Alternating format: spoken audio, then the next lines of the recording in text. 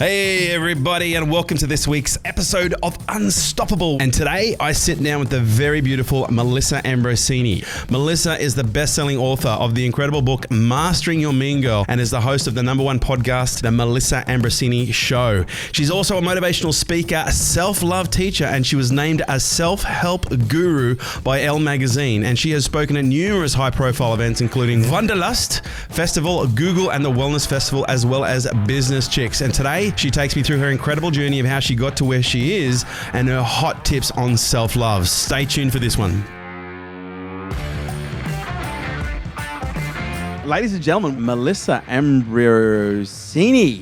Ambrosini. Did I get that right? Kind of. Ambrosini? Yeah, with an Honestly, Italian flair. I know. You do have a bit of an Italian flair. I do. I'm half Italian. That would be where that flair comes from. It's great to have you here. Thank you for having me. So for those people who live under a rock who don't know who you are, give us a little bit of the backstory on Melissa Ambrosini. Oh, God. Okay. So where do I start? Start at the beginning. I am an author and a speaker like yourself and a podcaster, but I haven't always done this. Yeah, right. I actually, before I had my rock bottom moment, which was in 2010, I was a professional dancer. No kidding. So I danced at the Moulin Rouge in Paris.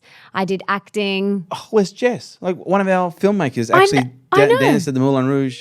Yeah. Do you know Jess? I know Jess. Yeah. Because she actually emailed me and was like, I just heard that you're coming in. This was last week. I heard you're coming in. And I was like, oh my gosh, small world. Yeah, right. So she arrived at the Moulin just after I left. Yeah, small world. So yeah, she's a beautiful girl. And so as well as dancing, I did acting and TV presenting. Yep. And I started dancing when I was 3 and I just loved performing. I loved being on stage. That was my happy place. But in 2010, I ended up in hospital very unwell and very unhappy because I had burnt the candle at both ends and was living my life very externally. You know, my measure of happiness was in the jobs that I was getting, the boyfriends I was dating, the nice handbags, the shoes, all of these external validations of what I thought happiness was. And I ended up in hospital with a whole host of health issues, which I won't even bore you with, but my whole immune system shut down. And I had depression and anxiety, and I was dealing with panic attacks. And for about 3 years prior to ending up in hospital, I was in and out of emergency just with severe anxiety and panic attacks. Wow. Like debilitating. Debilitating, where I thought I was dying. And for those that have dealt with panic attacks and anxiety, you do feel like you're dying. Yeah. Your throat feels like it's closing over. And that's what I thought. I thought I was having allergic reactions every time. Like I thought I've eaten something and my throat's closing over and I can't breathe and I'd be like gasping for air. And the doctors were like, nothing's wrong with you. Here's an antibiotic, an antiviral, an antidepressant, sleeping tablets. Very anti. They're very anti. Yeah, aren't they? And they just would give me all of these drugs to suppress what was really going on. And anyway, in 2010, there was no more candle left to burn.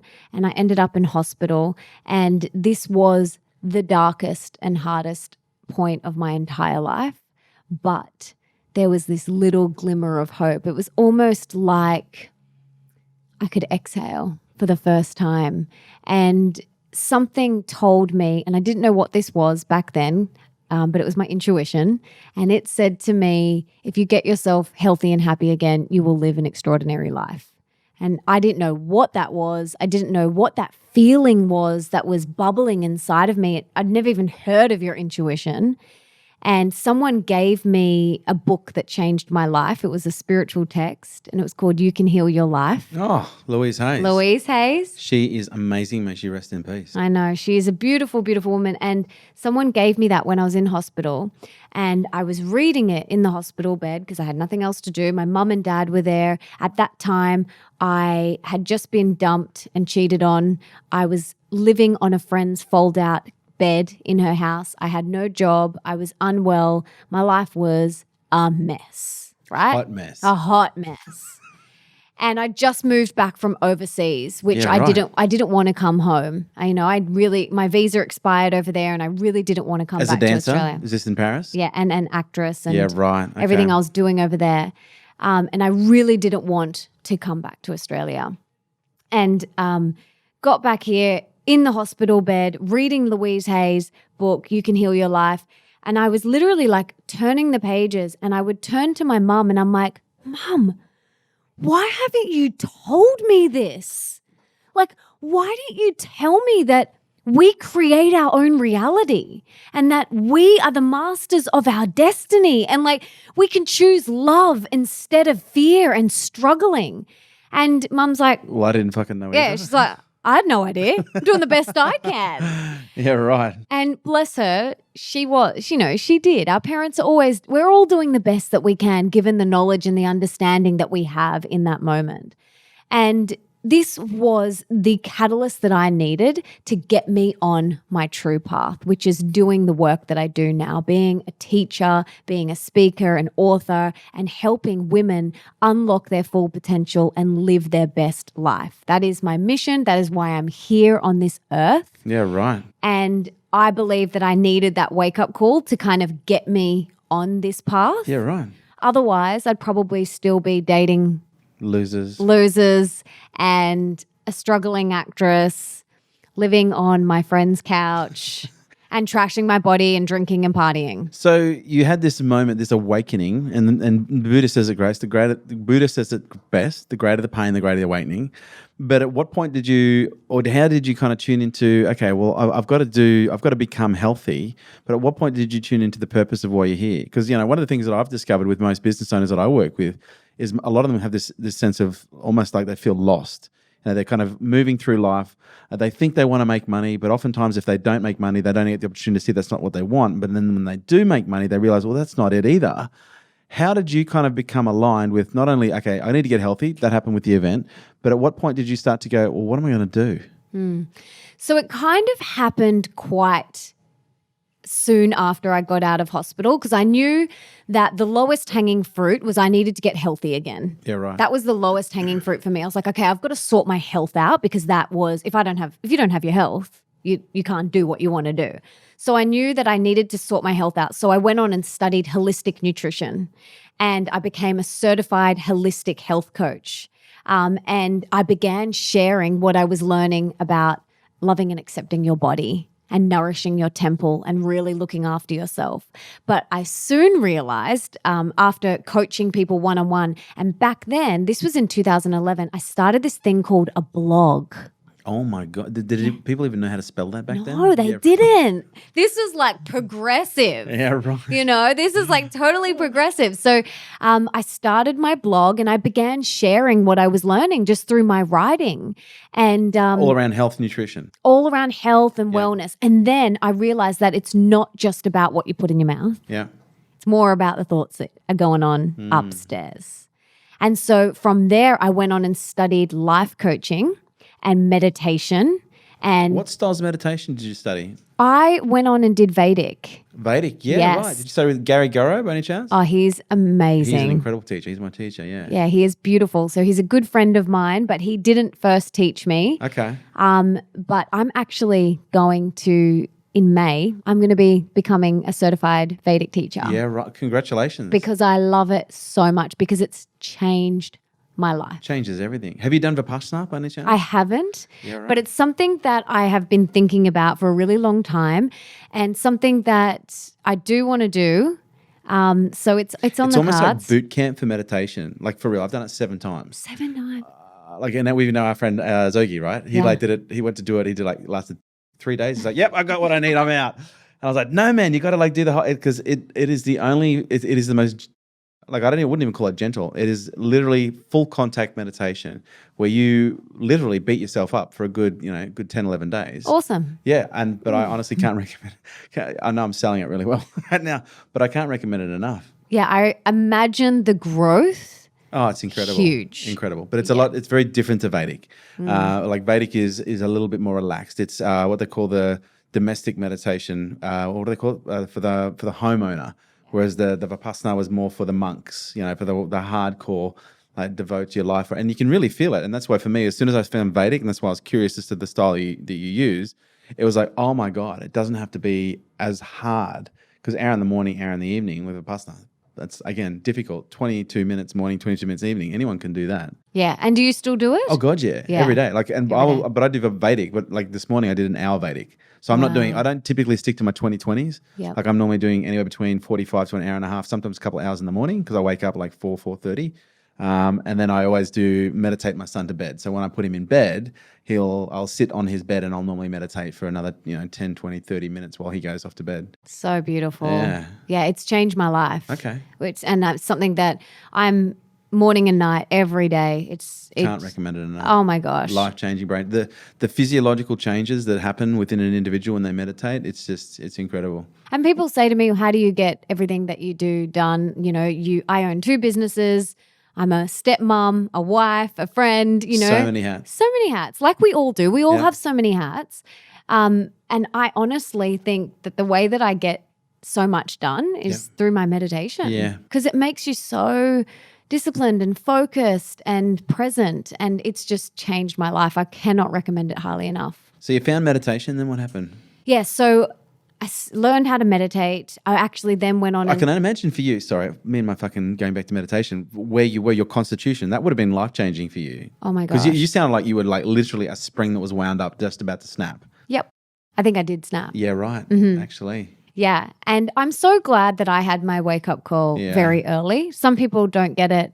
Some people never get it. Some people never get it. Exactly. And if they do, it's maybe 40 or 50. I'm so glad mine was at 24. I'm really, really grateful, even though it was so freaking hard, and I don't wish the physical and mental pain that I went through on anyone. I'm going to stop you there. Why? Because you know the benefit that came from it. Because I don't know if you watch our vlog, but we had a scenario, I think it was K-Day 7. It's quite notorious, where we had a similar situation where we had a team member who was under enormous amounts of pressure. They were self-pressure, just putting herself under an enormous amount of pressure to perform. And I had 2 team members come in here and try and rescue her. And they go, "Oh, Kerwin, she's pushing herself. She's going to burn out." I was like, "Okay, let's hold on." And then one of my team members said, "Look, I just don't want her to have to go through the pain that I went through in order to, become a high performer." And I was like, "Well, hang on a second. Why would you not want someone to go through that level?" Let me ask you a question. I said, "Are you happy with who you are and your level of performance now as a result of what you've been through?" She said, "Yeah." I said, "So why would you rob someone of that?" So I'm curious as to why you'd use that as a throwaway line. Like, is that a throwaway line, or do you would legitimately go, "I wouldn't wish that on anyone," knowing full well that that pain, that I guess in some respects trauma, is what was required in order to wake you up? Well, that's a really freaking good question. And thank you for asking it, because no one's ever asked that to me. And it's made me really reflect, because yes, I do wish everyone have that awakening, but you can have that awakening by reading one of my books. You know what I mean? Like, you can have that awakening by listening to your podcast. Yeah. Like, it doesn't have to be as dramatic and as But a lot painful. of people don't fucking listen, and that's the only thing they hear is something big. And this is what I said. I said, I don't wish an absence of pain on anybody. I wish an enormous. I think everyone should go through pain because it's defining, it's character building. But what I do wish upon people is the abundance of skills to be able to regulate the emotions and the stress and the chemicals that come up, to be able to balance what they go through in order to come out the other side as a more whole human being. Yeah, it's you're so right. It's such a really good point that you've brought up, because I did make it up. That's how it got there. but yeah, you're right. Not everyone is going to get this wake up call. And if they do, it might be later in life. However they get there, it's their journey. Do you subscribe to Feathers, Bricks and Trucks? What is that? Oh, you're going to love this. So it revolves around the awakening. So sometimes we get that little tickle. Oh, yes. And it's like, oh, it's fucking annoying. Yeah. Maybe What's I should, that? maybe I shouldn't. Oh, maybe I should. I've always wanted to. And then it's like all of a sudden something conks us in the head. Like, ow, that kind of hurt. Well, maybe I should think about this. And then you ignore it. And then a fucking Mack truck comes and mows you down. You're like, put in hospital. Totally. Like, okay, I need to listen to this. Yeah, I had Feathers for about 3 years, and and Bricks in that time, and in and out of emergency. Yeah. And I just didn't listen. I say the universe is like tapping you on the shoulder. It's like, hello, or Joseph Campbell says the phone's ringing, and it's like, when are you going to pick up the freaking phone and answer the call? But it doesn't have to be as dramatic. It doesn't have to be a diagnosis. It doesn't have to get to that point with people in order to have that awakening. You know, you can have that on your yoga mat. Yeah. You know, we can have it however it looks. But I'm just so glad mine happened at 24 because it put me on my true path, why I'm here. I know this is what I'm here to do. And I believe that all of the performing and the acting and the TV presenting gave me the skills to be a speaker. Yeah. Like I can stand on stage in front of 5,000 people and deliver a talk. And I believe that that was all dress rehearsal for what it is that I'm meant to be doing here on earth. And after I went and studied life coaching and the health coaching, meditation. I did my yoga teacher training as well because I wanted to really understand that. You're like a bloody ninja.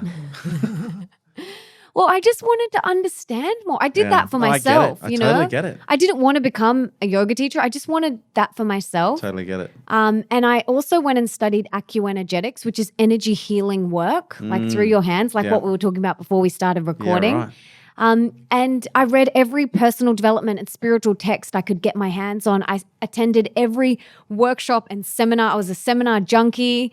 I just devoured all of this personal development and spiritual knowledge that was out there, that is out there, because I started to feel better. I started to feel good in my own skin, which was something I'd never experienced before. I started to feel inner peace and contentment. Didn't know what that was. I had so much anxiety and I hated being in my own skin. I hated it. And I kept on running, and the next boyfriend or the next paycheck or the next car or the next gig, never fulfilled me. It was always what's next, what's next. And I followed all of these, teachers and mentors because I started to feel good. And that was when I realized that this is my purpose. Did you find as you were doing this, you were re-articulating, like you were learning all this information and then you were re-articulating what you're learning on your blog, and then you started to go, well, hang on a second, I'm really loving this. And hang on, actually, people really kind of like this as well. Yeah. Was that how the purpose train came to town? Or? Yeah, I guess I started sharing on my blog what I was having these big realizations and these big awakenings, and I would just translate it into my own language and share it in my blog. And I created online programs and products and meditations, and I started being flown all around the world as a speaker and being told I was an inspirational, motivational speaker. And I was like, what the hell? How did this even happen? I didn't plan this. This wasn't something I sat down and was like, I want to do this. It just unfolded. Then I get a book deal for Mastering Your Mean Girl. And that's another thing, the term inner mean girl or your inner bad boy. It's a term I gave for your ego. And some people call it your shadow self, your ego, your darker self, whatever. You can call it Bob, Fred, Mary, whatever you want to call it. And so many people was just saying to me, coming up to me in the street, saying, oh my God, this article that you wrote changed my life. Or my mean girl was telling me not to come up and say hello to you, but I just wanted to come up and say hello and thank you for your book, or thank you for this talk or this podcast that you did. It's really changed my life. And so I've kind of created this lexicon around personal development for women of my generation. And it's the best fun ever. You look like you're having a ball. I can only assume with your background, dancing, acting, everything else, you must have had a pretty healthy ego. Very. Okay. So toxic? Very. Okay. And through your awakening, you kind of resolved a lot of toxicity. You started to develop a different type of relationship with your ego, I'm going to assume? Yes. I learned to master her. You mastered. Did you learn to master her or learn to build a better relationship? Because mastery is one of those words. It's kind of, I'm curious what you mean by you learned to master her. Well, I'm still learning. Okay. Still learning to master her. Like you want to master the piano, you got to practice every day. So I'm mastering my inner mean girl every day. Every day. It's a task, and it's almost like a muscle. It's a muscle. Because if you neglect it, yep. Even for a week, or if you stop taking the wrong supplements, I don't know if you know about my coffee experiment. Poor Timmy, I had a coffee experiment and totally fucked up, brought out ego. Like I hadn't drunk coffee in 10 years, started drinking coffee, and it like literally started to bring my ego out. But what I'm curious to know, I don't want to hijack this. I want to make this about you. Like when you came out, you had your experience, you had your awakening, you started to master your inner mean girl. But one of the things that I found when people take this path, they start to learn, they start to share information in a different context that is more purpose-driven. It's almost like on some levels, it gives the opportunity to birth a new type of ego. I call it the spiritual ego, because you've probably met that person that they're more spiritual than everybody. Like, I'm so much more spiritual than you. Like, seriously, I am almost enlightened. I'm curious to know from you, like, what you learned about, mastering your inner mean girl. Because what I've learned about the ego is the ego can be mean, but it can also morph and become incredibly intelligent as we grow and as we develop, especially if we're on some kind of a spiritual path. And it can often take different shapes and functions to convince us that it's not as bad as what it was, even though it still has a similar agenda. Have you experienced anything like that? Well, I'm definitely not enlightened, and I'm not going to sit here and pretend I am, but... Well, hang on. I can see a halo.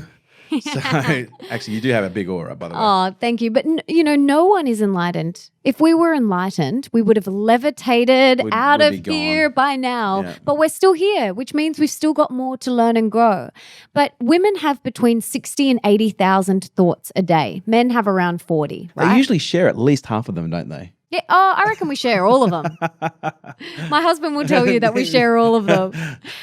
But that is potentially 60 to 80,000 egoic interactions. Yeah, egoic. You're not good enough, or any sort of those. You're not pretty enough. You're not smart enough. You can't do this. Who do you think you are? You're never going to get out of debt. All of those fear-based, limiting, egoic thoughts that we have, and over the past 7 years, I've just learned how to master them, right? And I'm still learning. I'm still working on it every single day. So where I might have had 60 to 80,000 inner mean girl thoughts, I've got, not as many anymore. And it's a muscle. Like you said, it's something that you have to practice every single day. And the more you practice it, the better you get at it, the stronger that muscle becomes. And it's something that I'm so deeply committed to. But to answer your question, does it morph? I mean, I guess it can, but I'm not interested in that. Like, I'm not interested in spiritual ego. Like, I really just want to help people. I really want to help people, because suffering is not why we're here. God, the universe, Buddha, whatever you believe in, didn't put you here on earth to suffer. It didn't. And I know some people really think that that's the case, and that pulls on my heartstrings, because I can see people suffering. It's hard. I think it was Buddha who said, life is pain, suffering is optional. Yeah. But what I am curious to know is what are some of the, because one of the things that I've seen with people, in different journeys, whether it's a spiritual journey, whether it's a health journey, whether it's a business journey, I've seen some really humble people that have been humbled by life, been humbled by experience, take a different transition in a different area. But as they start to grow and build, they reform their ego in different ways. But what I'm curious to know, regardless of whether it reforms or not, what are some of the things that the listener could use to help identify whether or not they've got an inner mean girl or even an inner mean boy? How do you identify when the ego is in play? Because the ego, just to create context, I think can be useful, but for the most part, it can be very destructive. Totally. Especially when building a relationship, or when working with your body, or when working in a business, or building a business, or even in a job. A lot of the times it is destructive. A lot of the times. It is that fear-based, limiting, negative voice that says, you can't launch that business. You can't write a book. Who do you think you are? You're not good enough, smart enough. You'll never meet the guy. You'll never get out of debt. That voice. And we can all relate to it, whether it's for our health, our business, or our relationships. And it doesn't have to run your life. But a lot of people let that voice in the driver's seat. But what you need to let in the driver's seat is your heart. This is my mission in this world, is to get people out of their head and back into their heart space, because that is where the magic happens. Living from your heart, looking after your body because you want to, not because you think you should. And having relationships because you want to, not because you think you should be with that person, or because you've got kids, so you may as well stay with them. And doing something in your business or in the world because You just want to because you're bursting to do it, not because, oh, you need to make ends meet or you got to go to this job because your dad told you have to. Like these are all fear-based, egoic decisions. But that doesn't have to be the place that we live from. We can live from our heart space. And that's my mission, just to like inspire people to do that. So how do you know the difference between when you're listening to your heart or when you're listening to your ego? So different. I mean, one makes you expand and one makes you contract. Like one is expansive. You feel expansive. And we all know how to feel because we all feel. One makes you feel expansive, feels light. The other one makes you feel contractive. Your shoulders come forward. You might feel tight, heavy. You know what I mean? Mm-hmm. So it's really important that you tune into how you're feeling. Whether it is a health decision, a business decision, or a relationship decision, come back to how you feel in your body. So important. And so when it comes to business, because you've grown yourself a nice little empire now. You've got yourself your 2 businesses, but I'm curious to know how this applies in a business context. Like how would you apply all of your experience, all of your soul, all of your heart, the mastery that you've attained when it comes to working with the mean girl in a commercial way? My entire business and life is built on my intuition. So I don't do anything that isn't an absolute hell yeah. So that is my mantra. If it's not a hell yeah, it's a no. Can I tweak that? Yeah? If it's not a hell yeah, it's a fuck no. That's kind of, yeah. Well, you don't have to, but anyway. Yeah. Because have you read the book? The Subtle Art of Not Giving a Fuck? No. Yep. There's also the other book. What was it called? We had the guy in, not the one. Yeah. Was it The One Thing? The One Thing. The One Thing? No, about if it's not a hell yes, it's a fuck no. Greg McCown, what he wrote. He wrote, Greg McCown, what was his book? We had him come and speak at one of our events and he added on it because he had in his book, which is similar to The One Thing. Have you read The One Thing? I've read it. Brilliant book. Amazing. Absolutely brilliant book. Yeah, the importance of a singularity mindset when it comes to execution. Gary McCown. Greg, Essentialism, that's it. Have you read Essentialism? No, I haven't. Very similar vein to The One Thing. But yeah, he talks about if it's not a hell yes, it's a fuck no. Yeah. And I think anyone can use that. Totally. That's how I run my business. I have done things in my business at the start of my business because they were a good business decision. And it doesn't feel good. Like it doesn't feel good. And it didn't end up working out anyway because it was built on fear.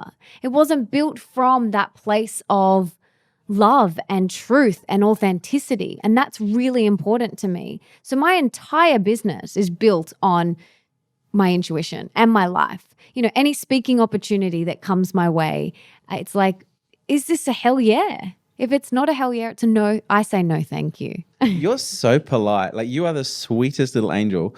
I guess for someone who's transitioning from that controlled mindset where, they have to think everything through and analyze everything. How do you switch over from, a structured way of thinking and decision-making processes to, well, I'm just going to throw all the structure to the wind and I'm just going to feel good but what if I'm feeling good, but what I'm feeling isn't actually feeling good. I'm feeling an emotion. How do you distinguish between what feels right and what I'm just feeling at the time?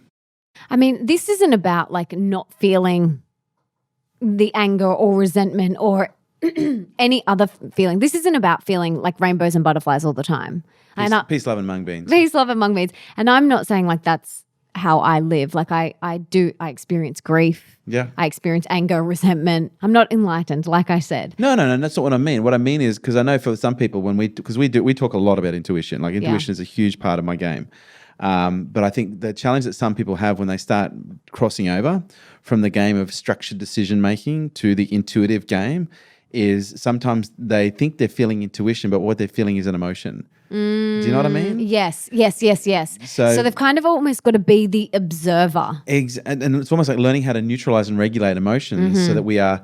And again, this is where a lot of people misunderstand what I say. It's not about being absent emotion. It's about being conscious when they're in play. Totally. Yeah. So like what I do is like when I'm feeling an emotion and I'm really heated and off air, we were talking about, I'm a step parent and my stepson, my 12-year-old stepson is my biggest guru, my biggest teacher, my biggest mentor. And so like when I am observing an emotion come up within me, that what we have to learn how to do is be the observer and not the reactor. So if there's anger or if there's uncertainty about a business decision or something bubbling away inside you, it's like, this feels uncomfortable, or maybe this doesn't feel right. Be the observer of that. Like, okay, I'm feeling this. And maybe that's because of this, but I don't have to buy into that. And that's where a lot of people fall short, especially when they're transitioning to flexing their intuition muscle, because the intuition is like mastering your inner critic. You know, you've got to practice it every day. The more you use your intuition and you live from your intuition, both in your business and in your life, it gets strengthened with use, and it will become so strong that you're just like, no, I know that's not right. Because I just know, because I've strengthened that muscle so much. And you get better and better at saying, no, thank you. Or as you would say, fuck no. Oh my God, she said it. I swore. Oh my God. Oh my gosh. How can this sweet little thing say words like that? Kiss your mother with that mouth.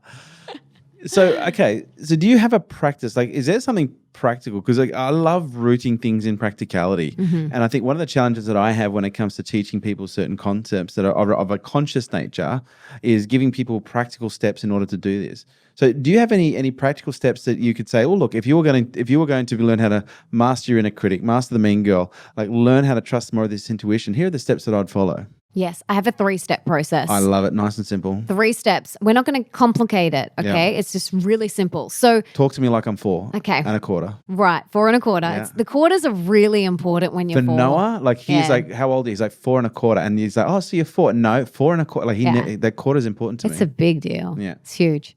So, okay, if a limiting fear-based thought comes up, okay, or an inner critic, inner mean girl, inner bad boy thought comes up, say it's like, you can't write a book or whatever it is.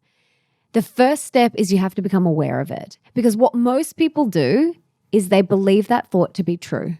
They believe that thought is the truth, and it's actually not. It's just your ego. So we have to become aware of it. The second step is we close the door on that thought. So instead of opening that door, letting that stinky thought come in, hang out, take over your house, sleep in your bed, wear your clothes, which is what most people do, and they let that limiting fear-based belief hang around for years, decades, sometimes lifetimes. We want to close the door on that. It's like an annoying salesperson. Like if an annoying salesperson comes knocking on your front door, you wouldn't be like, yeah, come in and give me a 45-minute spiel. You're like, no, I don't have time. I'm on my mission. I'm living my true life. I don't have time for you to give me a spiel on Tupperware. Telemarketer. I think anyone can relate to the telemarketer. Yeah. Totally.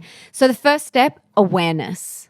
Second step, close the door. Do not let the thought in. And the third step is you slide back down into your heart and you choose love instead. So that is it. We only have 2 choices in every situation, love or fear. Every choice. From what you choose to eat, are you eating it out of love or are you eating it out of fear? You know, from the people that you surround yourself with, are you hanging out with them because you just love to? Or because you think you should because you've been friends with them since you were 4 and your mum's told you that you've got to hang out with them and they're business acquaintances and you've kind of got to, or your kids are friends. And then same with business. Are you doing it because you just want to, you want to help people and you want to serve, or it's a good business decision? So everything in life comes down to, am I doing it from love or am I doing it from fear? And I know us women especially, and I can only speak from my perspective, is sometimes we feel like we have 50,000 choices, but you only ever have 2. And so if you take yourself through that 3-step process, awareness, close the door, choose love instead, and you do that every single time that your inner critic tries to plant that limiting fear-based seed of doubt in your mind, you're well on your way to practicing mastering. And like learning the piano, you've got to practice every day. You can't just wake up one day and you're like, yeah, I've mastered it. I'm enlightened. See you later. It doesn't happen like that. Check. So you've just written a new book, haven't you? Yes. What is it? It is called Open Wide, a radically real guide to deep love, rocking relationships, and soulful sex. Now, I've got to ask, love it. Soulful sex, because I know this is going to be the thing that really gets people to buy the book. So I'm doing you a favor here. What is soulful sex? Okay, so it comes back down to doing something from a place of love and But most people love sex. Like, how do we make it soulful? it's intention, your intent behind it. You know, are you going into the bedroom to get your rocks off, or are you going in there to have a beautiful heart open experience with someone else? That's such a good statement, because most people literally treat sex as if it's a race to the finish. Totally. Who's going to finish first? Totally. Timmy, I'm looking at you.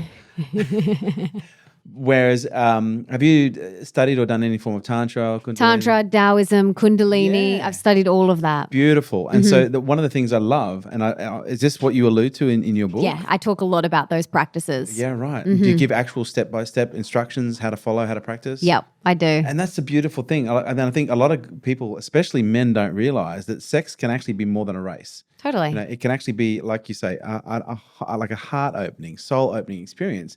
But, you know, to appeal to the egoic, materialistic nature that some people have, either masculine or feminine, but it also means the extension of that incredible feeling, not only deepening that feeling, but over extended periods of time. Totally.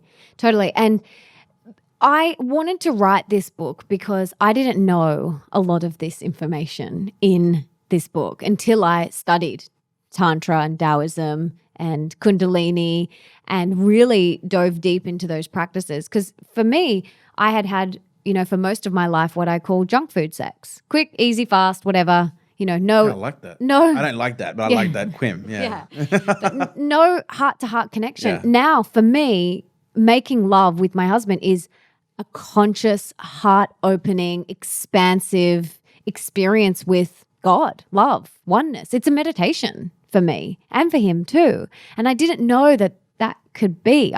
No one taught me that. I mean, most of us learn by watching porn or, you know, TV. I thought you were going to say our parents then. I was like, no, God, please. Okay, right. So for those people who want to get your book, where can they get your book? They can get it at melissaambrosini.com/open wide. Yeah. And it's in all bookstores and all over the world. Another thing I wanted to mention is although it is directed more at women, so many men have read this and said to me, they've sent me emails or messages on social media, thank you so much, because it has allowed them to deepen their understanding of the feminine. Oh my God. And I can't emphasize, like, happy wife, happy life. Totally. But, and because Napoleon Hill talks about this, like one of the most important decisions you'll ever make is the decision about what woman you will take as a wife. Totally. But I think sometimes with men, they don't understand the responsibility that's involved in taking care of a good woman and like understanding the feminine, understanding the energy, understanding the aspects that come with that, you know, in all areas. So if there's men out there who are like, I just don't get women, I don't understand them. If there's one piece of advice that you'd finish with for the men out there who are like struggling to understand the feminine, what would you say? Oh, okay. They have to read the book. Like, I'm not even joking because in it I talk about understanding the polarity between the masculine and the feminine energy. And I'm not talking just about men and women. I'm talking about we all have masculine and feminine energy. I have masculine and feminine. You have masculine and feminine. But you have to understand how that polarity plays out within yourself. And once you balance the masculine and the feminine within yourself, the yin and the yang, because you can't be all masculine. If you're all masculine, you are not going to you're going to attract someone who is either all feminine or all masculine. You want a beautiful balance. Like, you want a beautiful dance between your own energies within yourself. And then that's going to ripple out into all of your relationships. So when I'm too masculine, that actually repels my husband away from me. And when I'm too feminine, it also repels him away. Like, I need to have this nice little seesaw balance of masculine and feminine. I know what I need to do if I am too masculine and what I need to do to rebalance. Or if I'm too feminine, I know what I need to do to rebalance and come back to that equilibrium, that place of harmony within myself. And then when I'm in harmony, that kind of ripples out into all of the areas, all of my relationships. And this is playing out, this yin and yang, Shiva and Shakti, masculine, feminine, this energy system is playing out in all of our relationships at all times. And this book is a guide on relationships. We're kind of born into this world. We're not given a guide on how to be No one gave us the user's manual. No one gave us the user's manual. It was Exactly. lost in transit. Totally. And for most of us, our manual is by watching our parents. And if you won the gene lottery, great. You might have had a really great example. But a lot of people don't have an epic example from their parents, and it's not their fault. They're doing the best that they can, like we said before. But I had to get to that point of rock bottom where I was like, hang on, this actually isn't my belief. This is my dad's belief, or this isn't how I want my marriage to play out. I'm actually copying exactly what my parents did, and that's not how I want to create my life. So we've got to really recreate our relationships if you want to experience deep love, rocking relationships, and soulful sex, which I'm sure everyone listening does. Who doesn't? Totally. It's a really powerful book, and I loved writing it. It's very honest, very vulnerable. I had vulnerability hangovers for weeks. Like, oh my God, should I have said that? Totally. Yeah. I had full, couldn't sleep the week before launch. It was like my stomach was in knots, and I'd wake up in the middle of the night, and I'd turn over to my husband. I'm like, did I really tell that story? And he's like, yes, honey. And I'm like, is it too late? And he's like, yes, honey. It's too late. It's in print. I have to say, great cover. Looks fantastic. Thank you. Looks like it should be on Oprah's Book Club of the Week. For those people who want to find out more about Melissa Ambrosini, where can they go to find out more? You can head to melissaambrosini.com. Yeah. And I've got my podcast, which is called The Melissa Ambrosini Show. And I'm on social media. I love Instagram. Come and introduce yourself to me on Instagram. I love meeting like-minded people. I love connecting with people. It's the best thing. I spend a lot of time behind my laptop or podcasting on my own. You've got the Epic setup here where you can actually sit face-to-face. A lot of the guests I interview are overseas. Yeah, so right. I can't do that. But I love meeting and connecting with people in person. It's awesome, and online. So come and introduce yourself to me there. That's so kind. You are an absolute shining little radiant ball of light. Thank you. Thank you so much, Melissa, for being here. Can't wait to have you back. Thank you for having me. Thanks for coming. Awesome.